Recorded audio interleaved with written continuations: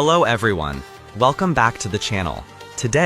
In today's video, I will guide everyone on how to use MK Text to automatically post on the Twitter platform.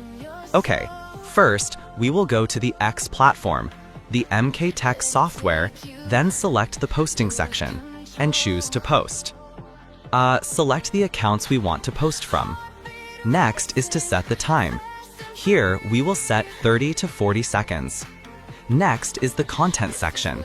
We will choose content uniform for all these accounts and select content, save it. Next is to allow duplicate content posting. Post. Duplicate content. Next, each account posts one article and wait for 5 to 10 seconds. Then, after that, we will click Start.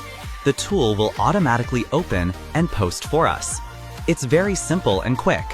If you find this video helpful, then please contact me via WhatsApp and Telegram. See you all in the next video.